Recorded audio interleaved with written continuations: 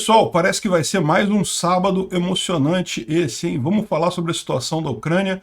Parece que iniciou uma contraofensiva muito forte ali na região de Kherson e tem gente esperando boas notícias aí ao longo desse dia, né?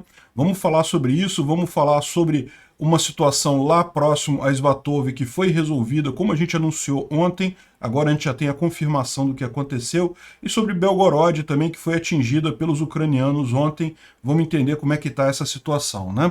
Esse vídeo é o nosso vídeo do dia 15 de outubro de 2022, a gente faz vídeos aqui todos os dias. Essas notícias foram sugeridas por Gustavo Segala, Não Sei Dizer e várias outras pessoas. Obrigado aí ao pessoal que sugeriu as notícias. Obrigado a você que está assistindo o nosso vídeo. Se você gosta do nosso conteúdo, por favor, deixe o seu like e se inscreva aqui no canal, né? Pois bem, vamos começar. Antes da gente ver a linha de frente propriamente dita, vamos resolver dois problemas aqui rapidinho. O primeiro é que hoje teve um único míssil. Já não está tendo mais aquele bombardeio enorme russo sobre a Ucrânia, né? Realmente cessou isso, mas hoje teve um míssil, mas infelizmente esse míssil atingiu uma região ali em Kyiv muito sensível, de forma que vai faltar luz em Kyiv. Eles estão programando um racionamento em Kyiv ao longo do dia para consertar esse ataque que foi feito lá à subestação lá em Kyiv, né? Deve ser resolvido hoje ainda, mas de qualquer forma vai ter dor de cabeça lá por conta desse míssil russo. Além disso, ontem em Belgorod também faltou luz, provavelmente ou um ataque ucraniano ou uma defesa antiaérea russa que acabou atingindo alguma subestação lá e deixou Belgorod sem luz, né? Dá para ver aqui a explosão e ficando tudo escuro completamente, blackout completo lá em Belgorod. Parece que já voltou a luz lá também, né? Esses ataques têm ficado cada vez mais comuns, né? Enfim, isso daqui é a base militar que foi atingida pelos ucranianos. Dá para ver que explodiu bastante munição, tá vendo? Tem muito cartucho no chão. Era também um alojamento de militares, pelo que tudo indica, um monte de camas aqui. Mas dá para ver que tinha munição também, porque dá para ver os cartuchos ali no chão, né? Enfim, esse ataque... Aqui, tá vendo? Um monte de cartucho de munição aqui no chão. Enfim, esse ataque ucraniano a Belgorod ontem foi nessa base militar. Se houve também um ataque ucraniano à estação de luz lá em Belgorod, não dá para saber. Pode ser que tenha havido também, né? Descontados vários ataques que houve na Ucrânia aí nos últimos dias. Então, foram esses dois ataques que houve aí com alvos meio fora da linha de frente. Um aqui em Kyiv hoje cedo, outro lá em Belgorod ontem à noite, né? Bom, vamos dar uma olhada rapidinho aqui sobre uma coisa importante, que lembra que eu falei para vocês ontem? Aqui ainda estava uma região bem clara aqui, ou seja, uma região grande que estava em disputa, e daí eu expliquei para vocês que havia um problema que realmente que os russos haviam conseguido organizar em 3 cidades aqui uma linha defensiva que estava muito difícil para os ucranianos contornarem, até por questões geográficas, mas como eu falei ontem, a gente já tinha informação que eles conseguiram furar esse bloqueio russo, e de fato hoje a gente já vê aqui a área toda como de domínio ucraniano, né? Orlianka, que é onde a gente sabia que os ucranianos atacaram ontem, ainda está marcando como em disputa, mas é aquele negócio, é o que eu falei para vocês, justamente o fato dos ucranianos estarem atacando Orlianka é que indicava que eles já tinham resolvido o problema aqui, porque o problema era que em Piscani, Ivanivka e uma outra cidade aqui, que eu sempre esqueço o nome dela, era aqui nessa região que eles estavam com problema. Então, se eles estão atacando Orlianka, é porque já resolveram o problema aqui, né? Acho que dá para ver aqui no mapa. Tá vendo aqui? Ontem ainda estava, essa área aqui ainda estava em disputa toda, né? E é uma área que chama atenção, porque repara como em toda a linha de frente você tem aqui é lógico, tem uma região ali de disputa, né? Em que os ucranianos estão avançando, diga-se de passagem, mas nessa região aqui formava realmente um bolo maior ali por conta dessas cidades, né? E aí, de ontem para hoje, a solução desse problema, e os ucranianos já estão dominando essa situação toda aqui, essa região toda aqui, né? Como falamos ontem também, os ucranianos já ultrapassaram o limite aqui do Oblast de Luhansk, bem nessa H26 aqui, então eles já estão mais dentro aqui do que indica esse mapa, né? Mas esse mapa aqui é um mapa que só funciona com declarações oficiais do exército ucraniano. Então, como ainda não há uma declaração específica de que isso teria acontecido, a gente já viu o vídeo, né, já temos a informação, mas não há confirmação oficial ainda, então ainda aparece aqui essa região aqui como de domínio russo, né?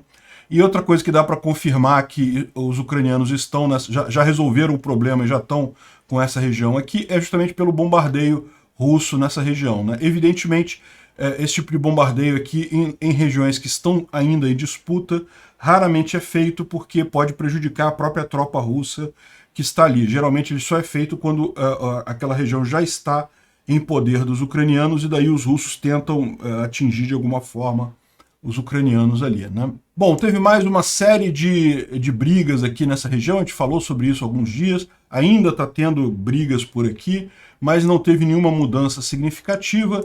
Em Bakhmut, mais uma vez, a gente teve ontem, isso eu já falei ontem, tá? Aquele aviso que os russos teriam avançado em direção a Bakhmut, mas o exército ucraniano não confirma isso.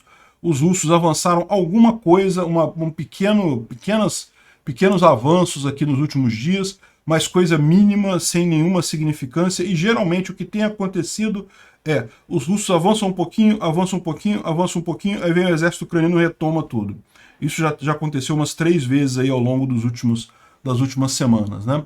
Então, Bakhmut é uma cidade que já está totalmente destruída, infelizmente, né? Cidade que fica na linha de frente, assim, não tem muito como salvar, infelizmente, mas avanços russos aqui, quando tem, são irrisórios, né? No resto da linha de frente não tem nenhuma novidade, e temos a novidade lá em Kherson, né? Mas vamos falar sobre isso aqui. Começou com um monte de bloggers militares russos falando que, olha só, está tendo briga muito pesada na região de Kherson. Vários bloggers militares russos falando a mesma coisa, que os ucranianos estão avançando. Esse aqui é um blogger militar russo também, então ele mostra essa imagem aqui que os ucranianos estariam vindo com muita força aqui em Dudyshany em direção a Milov, né, que é essa outra cidadezinha aqui que ainda está em controle dos russos. Eles colocaram também uma setinha aqui, dizendo que os russos também estariam avançando nessa região aqui, mas a gente vai ver que isso é pouco provável, tá? Bom, o que tem isso aqui no nosso mapa? Dá para ver aqui de fato que os ucranianos fizeram um bombardeio aqui de posições russas nessa região e estariam avançando. Evidentemente, a gente não tem informações ainda, a gente sabe que há realmente uma preparação ucraniana, que a gente falou ontem, que houve um oficial americano dizendo que acha que em uma semana os ucranianos tomam essa região de Kherson. Não sei, vamos ver o que vai acontecer. Pode ser que o cara estivesse só chutando mesmo, mas repara como é que teve aqui vários bombardeios ucranianos em região aqui próxima, e a informação que a gente tem é que os ucranianos estão avançando de Dudyshany para Milov. Aqui nessa região, o que é? A cidade é Brukinsk. Brukinsk é essa cidade que supostamente aqui no mapa do russo está nas mãos dos russos, mas na verdade é uma cidade que está ainda em disputa e é uma cidade muito estratégica, porque ela fica justamente nessa região aqui, nessa estrada central da região aqui e com várias interceptações de outras estradas. Tem outras estradas menores aqui ligando também em Brukinsk. E é uma cidade que está em disputa. E o que a gente sabe é que os ucranianos estão atacando Brukinsk também. Então não são... Ao contrário do que o cara quer fazer crer aqui, que os ucranianos estão vindo por aqui, mas os russos estão vindo aqui. Não, os russos estão apanhando aqui também, né? A gente tem já algumas imagens de ucranianos avançando aqui em Kherson, então isso daqui seria uma filmagem de hoje cedo. Deixa eu tirar o som aqui. Uma filmagem de hoje cedo lá na região, feita por soldados ucranianos numa posição russa que eles teriam. Então isso daqui seria uma posição russa que os ucranianos tomaram ali na região de Kherson. Eu não posso botar o filme todo, porque aparecem algumas coisas que podem parecer um cadáver, talvez nem sejam, mas podem parecer um cadáver, e o YouTube não gosta disso, então eu não vou mostrar o vídeo todo. Mas isso daqui mostra um avanço ucraniano ali na região de Kherson. Não diz aonde na região de Kherson é esse avanço. Como eu falei, pode ser aqui nessa região de Brukinsk, pode ser aqui na região de Milov, que são regiões que estão sendo atacadas pelos ucranianos hoje cedo, né? Esse vídeo aqui foi gravado hoje pela manhã cedinho e mostra que a gente realmente teve algum avanço aqui. Tem um outro vídeo aqui, mas esse daqui a gente não tem certeza de que ele aconteceu hoje, tá? É um vídeo de soldados russos se rendendo para forças ucranianas lá em Kherson. Então tá o soldado lá vindo com a mão para cima, se rendendo para os ucranianos por aqui. Mas como eu falei, embora tenha gente dizendo que é hoje cedo, não dá para saber se foi hoje cedo mesmo. A gente não tem uma certeza tão grande quanto nesse caso aqui. Esse caso aqui realmente está vindo direto de pessoas que estão na linha de frente, então a gente sabe que foi realmente hoje cedo, né? Bom, e também dá para ver que os russos estão preocupados com esse avanço ucraniano em Kherson pelo Telegram deles, né? O pessoal já está desesperado aqui, chorando para tudo quanto é lado. E aqui é como é que é o nome? É o Sladkov. Sladkov é um blogger militar russo. Esses bloggers militares, tipicamente, eles escrevem no Telegram, né? Então tá aqui o original em russo, e aqui tá a tradução do Dmitry, né? Em Kherson, reportes do início de uma ofensiva pelas forças armadas ucranianas já estão chegando. Reportes que o inimigo varia de 30k a 60k, o que é bastante gente. Em qualquer caso, tudo vai depender de 3 fatores: a competência dos nossos comandantes, a disciplina dos comandados e a paciência do soldado russo, né? E aí ele fala uma coisa aqui para tentar, né, estimular os soldados russos, né, que falava que Napoleão dizia que coragem não é nem o primeiro nem o segundo a coisa mais importante para um soldado. A principal coisa é ser paciente, né? Enfim, tá tentando dar a autoajuda dele aqui para os russos. Mostra que estão assustados com isso, né? E aqui nesse outro Telegram também, que é o do Grey Zone. Grey Zone é o Telegram do grupo Wagner, né? Depois de puxar reservas na região de Kryvyi, na direção de Kryvyi, lá em Kherson, o exército ucraniano, mais uma vez, está tentando avançar na linha de frente, que os russos haviam apenas recentemente criado, né? Eu acredito que se eles tiverem sucesso nisso, o primeiro lugar que vai cair vai ser Brukinsk, né? Eles escrevem aqui Bruskinskoye, mas é Brukinsk, né? Aquela cidade que a gente mostrou. Eu não sei se os russos, né? Ele fala eles aqui, no caso os russos, teriam conseguido manter linhas de reserva nesse meio tempo, porque, como eu disse, aquela cidade está sendo disputada entre ucranianos e russos. Ela tem mudado de lado ao longo do tempo, né?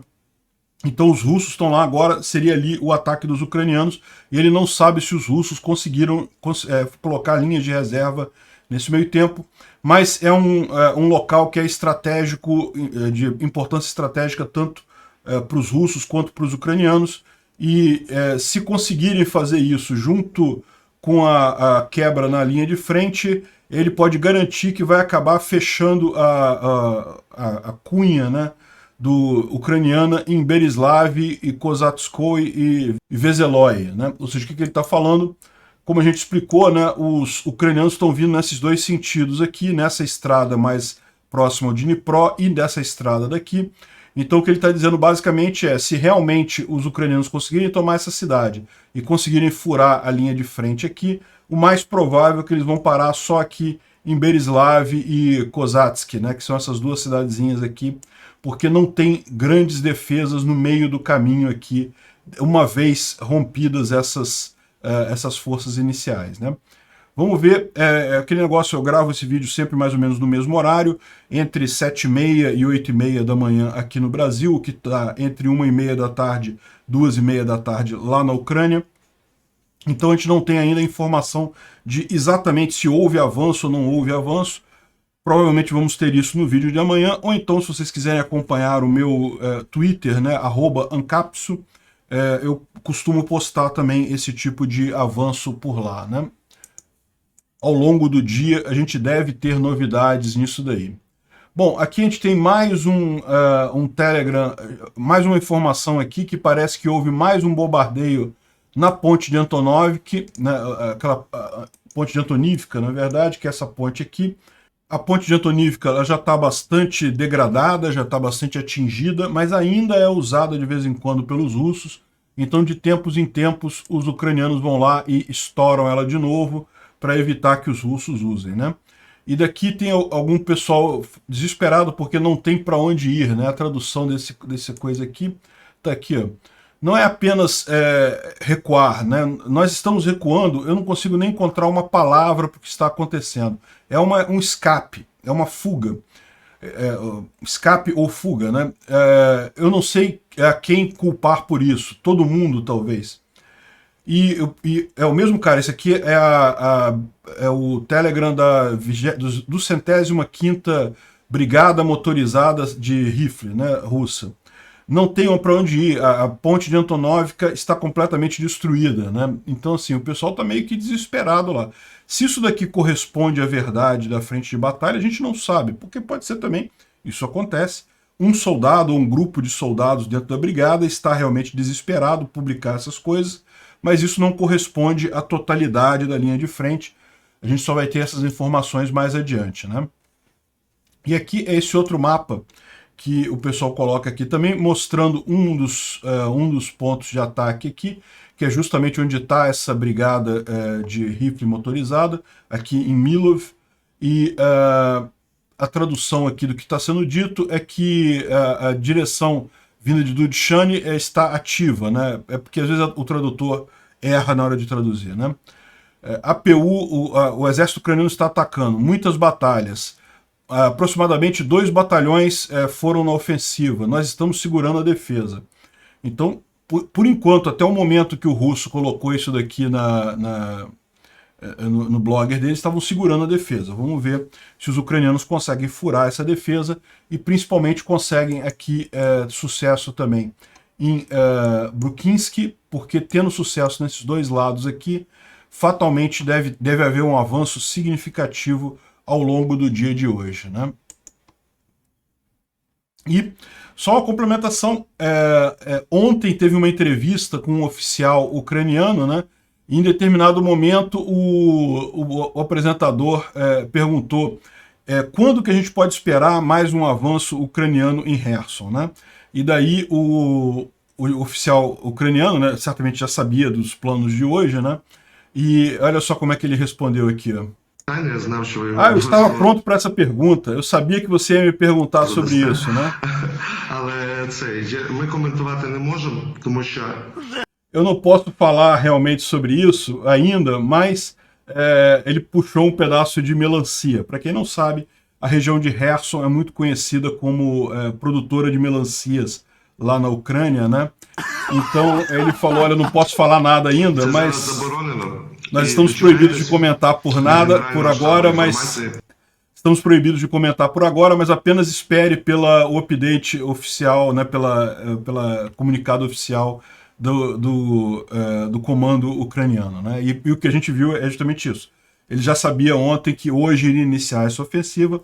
Vamos aguardar para ver quais novidades a gente tem. Certamente amanhã, tendo mais novidades, eu faço uma explicação mais detalhada sobre essa ofensiva aí, né? Então, ou seja, em termos de avanços ucranianos, a gente teve 2 boas notícias. Primeiro, aqui na região de Svatov, que, como eu falei, né, enquanto os ucranianos não conseguissem resolver o problema aqui nessa região, eles não teriam como avançar para Svatov. Agora que resolveram, em tese, o caminho está aberto. Quando que eles vão fazer esse avanço sobre Svatov, a gente não sabe ainda, mas eles já têm agora todos os requisitos para fazer isso, né? Svatov está aqui embaixo. É aquele negócio, enquanto tivesse aquele grupo de tropas russas aqui, seria muito arriscado os ucranianos avançarem aqui, desguarnecerem e receberem um ataque russo vindo daqui, né? Agora que eles conseguiram manter a linha mais reta, né, mais comportada, fica mais fácil deles avançarem. E o outro ponto foi justamente em Kherson, vamos ver até onde que vai esses avanços, né? Bom, ontem teve mais uma live do Arestovich, que ele trouxe algumas informações interessantes. A verdade é que ele não falou muito sobre Kherson, mas justamente porque provavelmente ele sabia que não podia falar, né? Como o oficial lá falou também, não podemos falar sobre Kherson, justamente porque, né, seria hoje a questão. Lembra, essa live do Arestovich ela foi feita ontem, então ela não inclui ainda essas informações de hoje cedo do avanço ucraniano lá em Kherson. E ele está dizendo aqui que em Svatov houve uma contraofensiva, um contra-ataque russo, mas não conseguiram avançar. Em Bakhmut, ele falou, como a gente já mencionou aqui, né, que os russos dizem que tomaram algumas cidadezinhas, alguns vilarejos, mas ele falou que não é verdade, que os ucranianos fizeram contra-ataques e ganharam novamente posições. Ele está falando isso, provavelmente coisa que aconteceu alguns dias atrás, tá? Neste momento, de fato, os russos avançaram um pouquinho, mas muito pouca coisa. Não é nada estratégico e não é nada que vai fazer diferença. Provavelmente os ucranianos vão, de fato, retomar em pouco tempo, né? Ele lembrou do problema de que muitas famílias na Rússia estão agora começando a receber a notícia de que seus filhos recém-mobilizados, agora foram mobilizados no final de setembro, já morreram, né? Segundo ele, existem 33 mil soldados novos russos que foram colocados na linha de frente, 17 mil estão envolvidos diretamente em combate e os outros estão em caminho ou em áreas de concentração, né? É lógico que essa conta aqui não fecha, né? Ele deve estar considerando aí números aproximados, certamente. E a maior parte deles foi mobilizada no final de setembro e foi transferida para a Ucrânia sem nenhum treinamento. Ou seja, realmente a quantidade de pessoas mortas vai ser grande aí, né? Em Belarus, a gente vai falar sobre isso também mais adiante, chegaram várias tropas russas novas lá, e eles estão fazendo uma espécie de mobilização e coisa e tal, mas, segundo ele acha que ainda é pouco provável um ataque de Belarus, pelo menos por hora, né?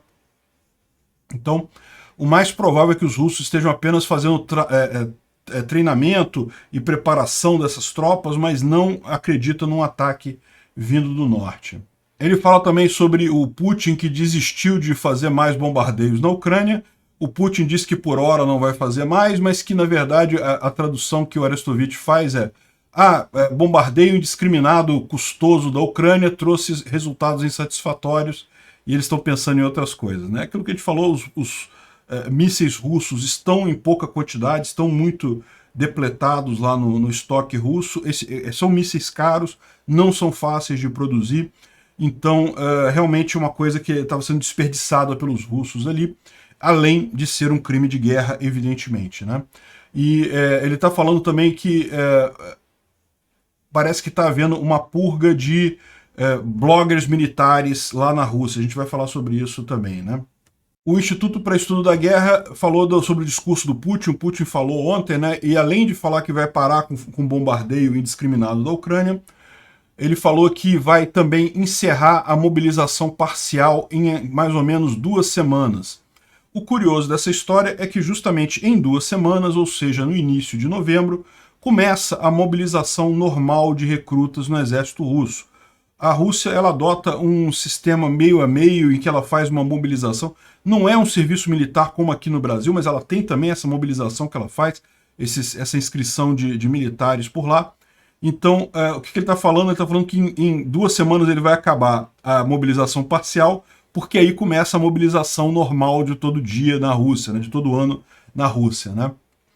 Enfim, ele está falando aqui que está usando esses pessoal mobilizado para tampar buracos na linha de frente, e isso certamente está gerando, eles estão sendo colocados sem treinamento, né? A gente já sabe disso. Aqui, como eu falei, o Putin disse que não há necessidade de ataques massivos na Ucrânia neste momento, né? Ou seja, ficou caro, não adiantou nada, enfim, não vai fazer, né? E agora, o que está acontecendo? Um proeminente blogger militar russo acusou um oficial do Ministério da Defesa russo de preparar censura para bloggers militares em outubro, né? E realmente não tem a confirmação oficial de perseguição de bloggers militares, mas parece que sim, houve alguns bloggers militares que foram acusados. Você lembra, lá na Rússia você tem aquela lei que diz que não pode chamar a guerra de guerra, que não pode falar mal das intenções do Putin, tem um monte de coisa ali. Os bloggers militares não fizeram nada disso, eles não são burros, eles sabem que não podem ir contra essa lei, mas eles criticaram em alguns momentos os comandantes russos, o Lapin, o Kadyrov, enfim, criticaram a atuação do comando militar lá. O que está acontecendo de novo é que o Putin agora está aplicando aquela lei para quem critica a guerra, para quem critica os comandos, a estratégia da guerra, a forma como a guerra está sendo travada, né? Isso indica, primeiro, que está doendo no Putin, né? Ou seja, essas críticas desses bloggers militares estão realmente mostrando como essa coisa toda foi um grande erro e que o Putin não tem como sair disso daí, né? E outra coisa é a velha e boa censura que, né, na Rússia não tem como evitar, regimes totalitários têm esse tipo de coisa. Aqui é o tweet que ele estava falando, né, que ele mencionou lá. O blogger é o Mesh, que é um blogger bem conhecido, tem muitas imagens também dessa guerra. E ele está dizendo que Roskomandazor estaria investigando, ou seja, esse aqui é um comandante não identificado que o cara estava falando lá. Está investigando um grande número de correspondentes militares russos, bloggers, por desacreditar os militares russos, né? E essa investigação estaria sendo feita com o consentimento do Gerasimov. Enfim, parece que os bloggers que estão sendo censurados ou investigados está o do Simon Pegov, Igor Girkin, Raibar, Grayzone, enfim, vários deles que a gente fala aqui volta e meia, né? Volta e meia surgem informações desses aí, né? E um desses bloggers, o Simon Pegov, falou que, inclusive, que houve intermediários que ofereceram dinheiro para ele para escrever coisas positivas sobre os líderes militares russos, né? A Rússia e a corrupção. É um caso de amor, realmente, né? O pessoal funciona à base da corrupção lá.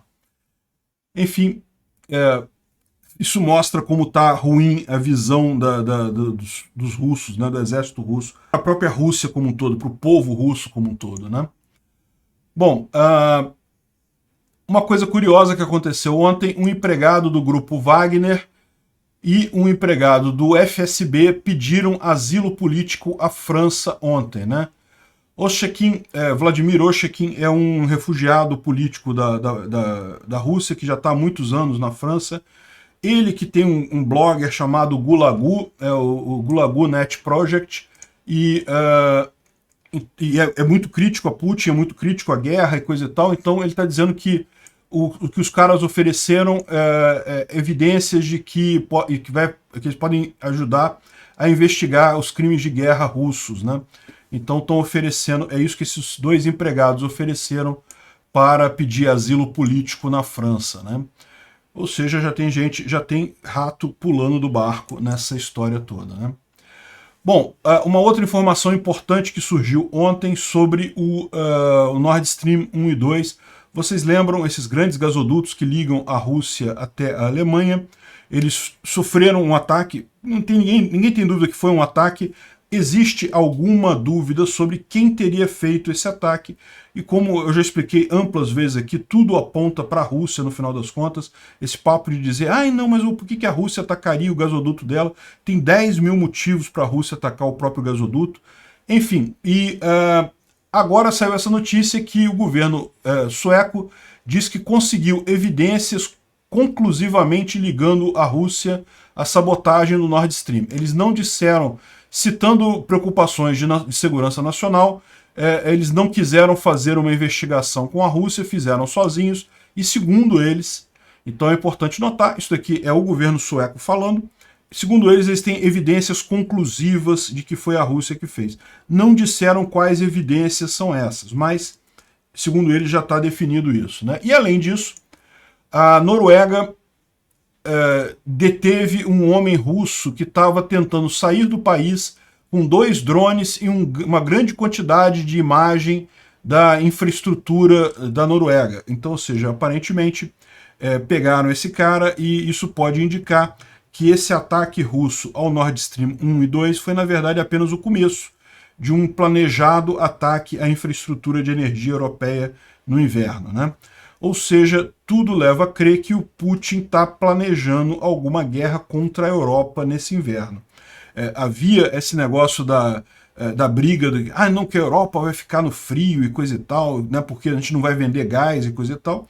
Esse problema a Europa resolveu, ela já tem gás para passar o inverno com tranquilidade.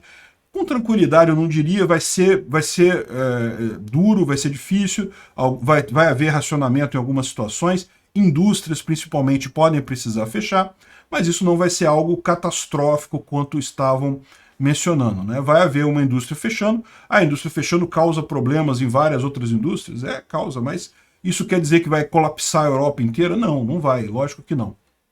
Agora, parece que eles estão planejando realmente um ataque a elementos de infraestrutura em alguns países, né? Muito preocupante isso daqui. Esse cara foi detido, ou seja, certamente essas informações não chegaram à Rússia, mas isso não quer dizer que não existam outros fazendo serviço similar ao dele nesse momento, né? Isso aqui é uma entrevista que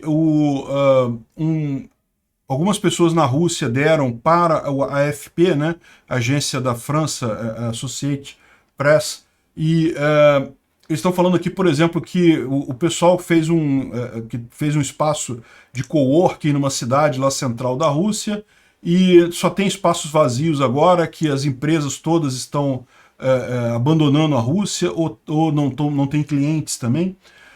Normalmente o espaço ficava cheio de designers, programadores e russos trabalhando em suas startups, mas desde que começou a mobilização, o pessoal fugiu e coisa e tal. Então o que ele está dizendo basicamente é o seguinte, que a economia russa está colapsando justamente em grande parte devido à mobilização do Putin. Está explicado por que o Putin não queria fazer essa mobilização antes, teve que fazer porque não tinha alternativa neste momento. Se não fizesse a mobilização, era questão de semanas para o exército russo todo colapsar. Mesmo com a mobilização, eu não descarto que ficou só um pouco mais difícil, não vai fazer tanta diferença assim na linha de frente, mas é uma medida desesperada, e o que está acontecendo é isso. O pessoal está fugindo da Rússia, os jovens, os poucos que poderiam trabalhar estão sendo chamados ou fugiram, ou estão sendo chamados ou fugiram. De qualquer forma, não estão mais fazendo parte da economia na Rússia, e isso está gerando um impacto muito grande, né? O cara está falando aqui, ou seja, essa mobilização russa colapsou os pequenos negócios todos na Rússia como um todo. É uma coisa que vai ter certamente muito efeito no longo prazo, né? Bom, vamos falar aqui sobre uma coisa que a gente mencionou mais cedo, mas é importante explicar aqui. Tá vendo aqui? Isso aqui é a chegada de equelons russos, de batalhões russos, de grupos de soldados russos em Belarus, né? Então tá aqui os soldados russos chegando em Belarus e é aquilo que a gente falou. Segundo as autoridades ucranianas, isso daqui é só mesmo para botar medo. Eles não pretendem fazer um avanço do norte, né, de Belarus em direção a Kiev, mas até porque teriam que fazer isso agora com poucas tropas mal treinadas. Se nem no início da guerra, quando haviam muitas tropas muito bem treinadas do exército oficial russo, eles não conseguiram sequer chegar perto aqui de Kiev, né? Bom, chegar perto chegaram, né? Chegaram a Irpin, Bucha, mas não conseguiram entrar em Kiev. Se nem com os melhores soldados, nem nas condições mais favoráveis, eles conseguiram agora, com menos eles vão conseguir. Agora a Ucrânia já destruiu todas as pontes, já minou todas as passagens, já está com tudo preparado aqui no norte. Muito pouco provável conseguirem alguma coisa, mas a Rússia continua mandando tropas para lá, com a ideia justamente de manter pelo menos uma parte do exército ucraniano no norte. Não tem jeito, se eles atacarem, só a mina não resolve, só a ponte quebrada não resolve, é preciso ter forças ali. Então isso acaba fixando, né, mantendo uma parte do exército ucraniano no norte. Esse exército, evidentemente, não pode ajudar nas campanhas mais ao sul, né? E, bom, uma outra coisa aqui do Elon Musk, dessa vez ele fez uma outra coisa aqui, ó. O Elon Musk falou no Twitter aqui que parece que o problema dele é mesmo com o medo de uma guerra nuclear, né? E eu acho que é infundado o medo dele. Eu vou explicar por quê. Olha o tweet dele aqui, ó. A Rússia tem a habilidade de destruir os Estados Unidos e a Europa com ataques nucleares em menos de 30 minutos e vice-versa. Ou seja, se começar uma guerra nuclear, vai ser destruição completa. A gente sabe disso, é uma tragédia completa, né? Segundo ele aqui, um número surpreendente de pessoas não sabe disso. É lógico, seria maluco usar armas nucleares, mas também é maluco estar nessa situação como um todo, né? nenhuma pessoa razoável lançaria um ataque nuclear. O problema com essa lógica é que se nós estivéssemos lidando com pessoas razoáveis, não haveria sequer essa guerra para início de conversa. E, bom, é aquilo que eu falei para vocês, de fato, o Putin invadir a Ucrânia foi um movimento totalmente ilógico, totalmente sem sentido, e que está se provando, além de ser um crime de guerra, um crime como um todo, também está se mostrando um grande erro feito pelo Putin. A questão toda é, o Musk não vê a motivação. Por que o Putin fez essa invasão, né? Ele não consegue entender, ele vê o Putin como um cara simplesmente maluco. Se é um cara maluco, o que custa ele apertar um botão, né? E destruir o mundo inteiro, né? A questão toda é que não é essa. O Putin fez essa guerra porque ele tinha informações erradas. A gente já explicou isso aqui. Embora possa parecer uma loucura do Putin, não foi uma loucura do Putin. Na cabeça dele, pelas informações que ele tinha do pessoal da FSB, os soldados russos seriam muito bem recebidos na Ucrânia. Haveriam muitos rebeldes dispostos a juntar força com o exército russo e o governo ucraniano cairia rapidamente. A gente falou isso várias vezes, inclusive lá no início dessa invasão. Não foi o Putin dando a louca, não foi o Putin maluco, não. O Putin, ele tem um raciocínio correto. O problema que ele tinha eram informações erradas. E agora ele sabe que ele está numa situação complicada, ele está claramente buscando sair dessa situação da melhor forma possível. O problema para ele é, se ele sair com cara de derrotado, ele sabe que ele não dura muito tempo na Rússia. Nenhum país é muito pega leve com líderes que botou ele numa guerra que ele perdeu.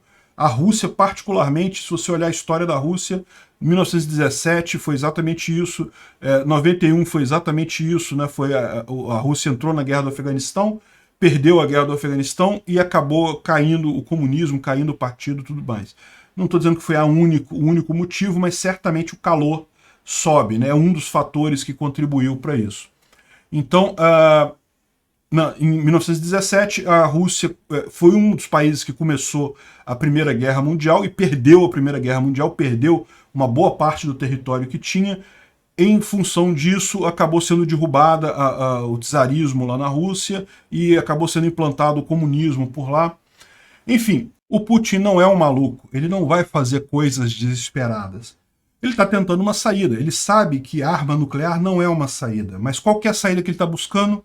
Botar medo de arma nuclear nas pessoas e, com isso, conseguir negociar alguma coisa. Então, na verdade, ao contrário do que o Musk fala, se estivéssemos lidando com pessoas razoáveis, não, na verdade o Putin é razoável sim. Se você espremer ele, ele vai acabar caindo lá na Rússia ou vai acabar recuando de fato da Ucrânia sem usar armas nucleares, porque ele sabe que isso não resolve absolutamente nada. Obrigado por assistir o vídeo até o final. Além de curtir, compartilhar e se inscrever no canal, considere se tornar patrocinador com valores a partir de R$ 1,99. Clique no botão Seja Membro abaixo para saber as condições e vantagens de patrocinar o canal. Mais informações sobre o nosso projeto, visite nossos sites indicados na tela.